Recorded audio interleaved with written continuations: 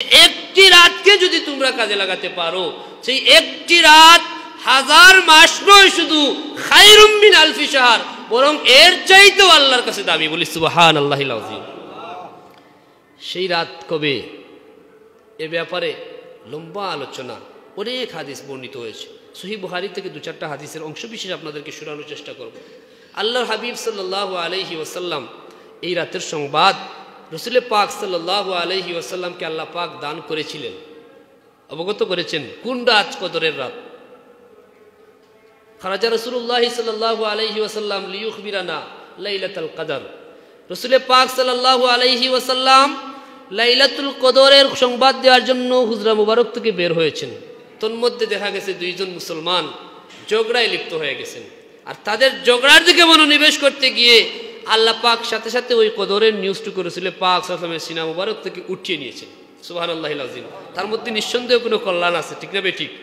তখন আল্লাহর হাবিব রাহমাতুল্লিল আলামিন সাল্লাল্লাহু আলাইহি ওয়াসাল্লাম বলেন যে কদরের সংবাদ আমাকে দেওয়া হয়েছিল, কিন্তু তা আবার আল্লাহ পাক উঠিয়ে নিয়েছেন। আমি ঠিক মনে করতে পারতেছি না কোন রাতের কথা, তবে আল্লাহর হাবিব আমাদেরকে সেইটুক নিশ্চয়তা ইঙ্গিত দিয়ে গেছেন। এক বর্ণনা এসেছে তাহাররাউ লাইলাতুল কদরি, তোমরা অনুসন্ধান করো লাইলাতুল কদরকে কোথায়? ফিল আশরিল আওয়াখির, রমজানের শেষ দশকে, মিন রমাদান, রমজানের, তোমরা রমজানের শেষ দশকে যদি ওই রাতকে অন্বেষণ করো, এই শেষ 10 দিনের মধ্যেই একটা রাত আছে যেটা হচ্ছে 1000 মাসের চাইতে উত্তম। বলি সুবহানাল্লাহিল আযীম। কোন দিন?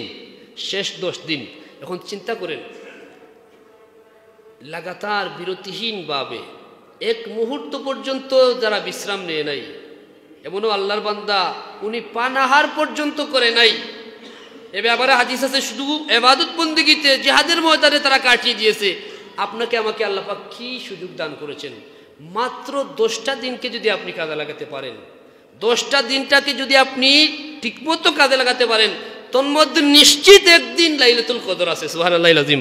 আর যদি লাইলাতুল কদর আপনার ভাগ্যে জুটে যায়, তাইলে দেখা যায় এক কদরই হতে পারে আপনার জান্নাত লাভের মাধ্যম। সুবহানাল্লাহিল আযীম। একটা রাতই হতে পারে আপনার জান্নাত লাভের মাধ্যম।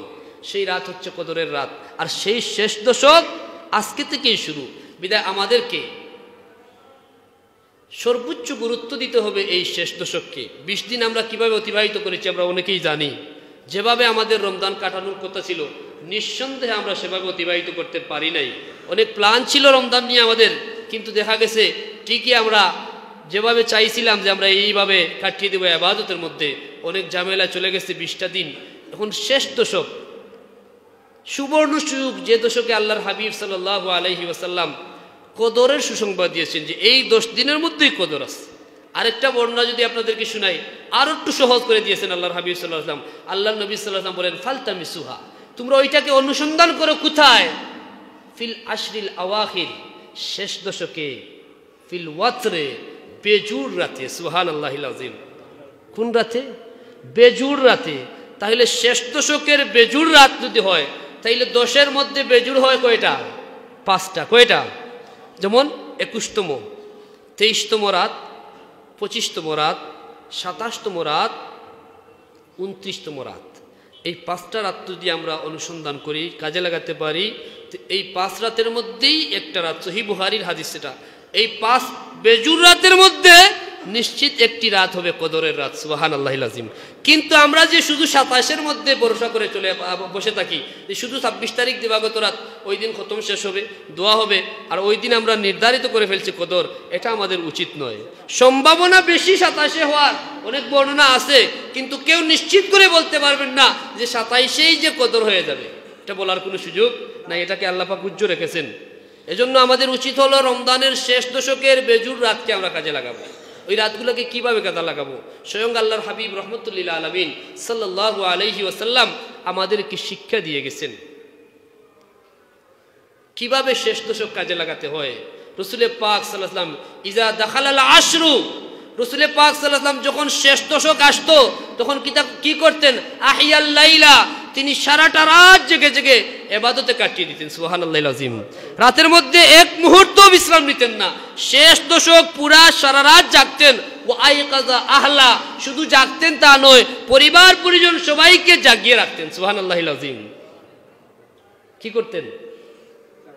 জাগায় রাখতেন। ওয়াজাদ্দা ওয়াসাদ্দাল মিজার, রাসূলে পাক সাল্লাম কোমরে কাপড় বেঁধে শেষ দশকে ইবাদত বন্দেগীতে মনোনিবেশ করতেন। সুবহানাল্লাহিল আযীম। আমরা বলি না যে কোমরে গামছা বেঁধে কাজে লাগে, মানুষ কঠিন কোনো মেহনতের কাজে লাগলে কি করে? কোমরে গামছা বেঁধে কাজে লাগে।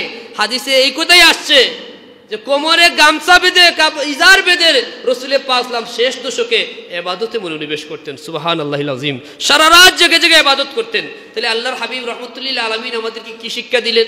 শেষ দশকে আমরা যেন সারা রাত জেগে জেগে ইবাদত করি। সারা বছরতে আপনি ঘুমাইছেন, এই 10টা রাত অন্তত আল্লাহর ওয়াস্তে জেগে থাকার চেষ্টা করি আমরা। এমনিতেই অনেক মানুষ রমজানে এমনি সময় কাটিয়ে দেয়। অনেকে জিজ্ঞাসা করে, গতকালকেও একজন আমাকে জিজ্ঞাসা করছে যে রমজানে যদি আমরা হুজুর রমজানে জেগে থাকি আর সুবিধা ওই টাইমটা অতিক্রম করার জন্য ক্যারাম বোর্ড খেলি, তাতে কি কোনো অসুবিধা হবে? নাউজুবিল্লাহ বলবেন না। এখন আসে না অনেকে করে। আমরা যেন ওই মুহূর্তগুলাকে এরকম এত মূল্যবান সময়কে যেন আমরা এরকম আমরা অপচয় যেন না করি। আল্লাহ পাক আমাদেরকে এই শেষ দশকের প্রত্যেকটা মুহূর্তকে কাজে লাগানোর তৌফিক ভিক্ষা দান করুন, বলি আল্লাহুম্মা আমিন। আল্লাহর হাবিব রাহমাতুল্লিল আলামিন লাইলাতুল কদরকে এত গুরুত্ব দিয়েছেন। তিনি বলেছেন, মান হুরিমাহা, যে কদর থেকে বঞ্চিত হয়ে গেল সে সমস্ত কল্যাণ থেকে বঞ্চিত হয়ে গেল। নাউযুবিল্লাহি মিন যালিক। হুরিমাল খায়রা কুল্লা, তার জন্য আর কোনো কল্যাণই বাকি থাকলো না, সমস্ত কল্যাণ থেকে বঞ্চিত হলো যে ব্যক্তি কদর থেকে বঞ্চিত হলো। তাহলে যে আমরা যদি শুধু যে কদর যে পাইলে আমাদের জন্য কল্যাণ আর না পাইলে কোনো ক্ষতি নাই তাও বলতে পারবেন না। রাসূলে পাক সাল্লাল্লাহু আলাইহি ওয়াসাল্লাম ইরশাদ করেছেন যে কদর থেকে বঞ্চিত হলো সে যেন সমস্ত কল্যাণ থেকে বঞ্চিত হয়ে গেল। নাউযুবিল্লাহ। এখন কি আপনি চাইবেন সমস্ত কল্যাণ থেকে বঞ্চিত হওয়া? তাহলে আমাদেরকে কিভাবে এই দশককে কাজে লাগানো উচিত? আল্লাহর হাবিব সাল্লাল্লাহু আলাইহি ওয়াসাল্লামের সুন্নাহ থেকে আমরা পাই, রাসূলে পাক সাল্লাল্লাহু আলাইহি ওয়াসাল্লাম শেষ দশকে সারা রাত জেগে জেগে ইবাদত করতেন। শেষ দশকে তিনি সারা জীবন শেষ দশক তিনি ইতিকাফ করেছেন। কি করেছেন? ইতিকাফ করেছেন। আমাদের মধ্যে সেই ইতিকাফের গুরুত্ব এখন নাই বললেই চলে।